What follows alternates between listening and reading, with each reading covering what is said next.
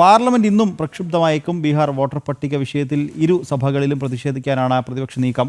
Parliament നടപടികൾ തുടർച്ചയായി തടസ്സപ്പെടുത്തിയ പ്രതിപക്ഷ അംഗങ്ങളെ സ്പീക്കർ കഴിഞ്ഞ ദിവസം രൂക്ഷമായി വിമർശിച്ചിരുന്നു. അതേസമയം മണിപ്പൂർ രാഷ്ട്രപതി ഭരണം 6 മാസത്തേക്ക് കൂടി നീട്ടാനുള്ള പ്രമേയം ആഭ്യന്തരമന്ത്രി അമിത്ഷാ രാജ്യസഭയിൽ അവതരിപ്പിച്ചേക്കും. ജിഷ്ണു തുടരുന്നുണ്ട്. ജിഷ്ണു, സഭയിലേക്ക് വരുമ്പോൾ സഭയിൽ ഇന്നും പ്രക്ഷുബ്ധമാകാനുള്ള സാധ്യത കൂടുതലല്ലേ?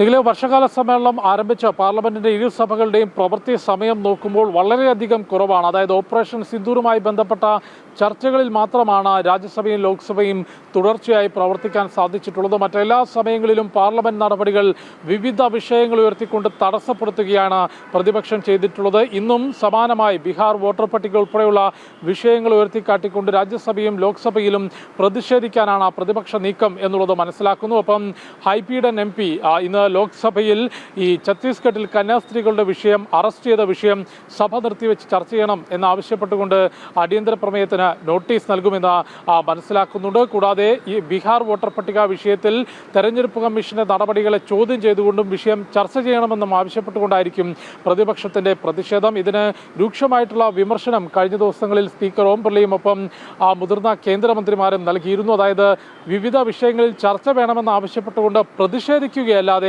അത്തരം ചർച്ചകൾക്ക് സഭയ്ക്കകത്ത് അവസരം പ്രതിപക്ഷം നൽകുന്നില്ല. എന്നും തുടർച്ചയായി സഭാ നടപടികൾ തടസ്സപ്പെടുത്തുകയാണ് പ്രതിപക്ഷം ചെയ്യുന്നത്. ഇത് മര്യാദയില്ലാത്ത രാഷ്ട്രീയമാണ് എന്ന് JP നദ്ദ ഉൾപ്പെടെയുള്ള കേന്ദ്രമന്ത്രിമാർ ചൂണ്ടിക്കാട്ടിയിരുന്നു. എന്നിട്ട് പോലും സഭയ്ക്കകത്ത് തുടർച്ചയായി പ്രതിഷേധം നടത്തിക്കൊണ്ട് അതിലൂടെ മാധ്യമ ശ്രദ്ധ നേടിക്കൊണ്ട് മുൻപോട്ട് പോവുകയാണ് പ്രതിപക്ഷ കക്ഷികൾ ചെയ്യുന്നത്. ഒപ്പം സ്പീക്കർ കഴിഞ്ഞ ദിവസം ചൂണ്ടിക്കാട്ടിയത്, നിങ്ങളെ ഇത്തരത്തിൽ ബഹളം വയ്ക്കാനല്ല ജനങ്ങൾ തെരഞ്ഞെടുത്തുകൊണ്ട് പാർലമെന്റിലേക്ക് വിട്ടത് എന്ന് ഓർമ്മിക്കണം.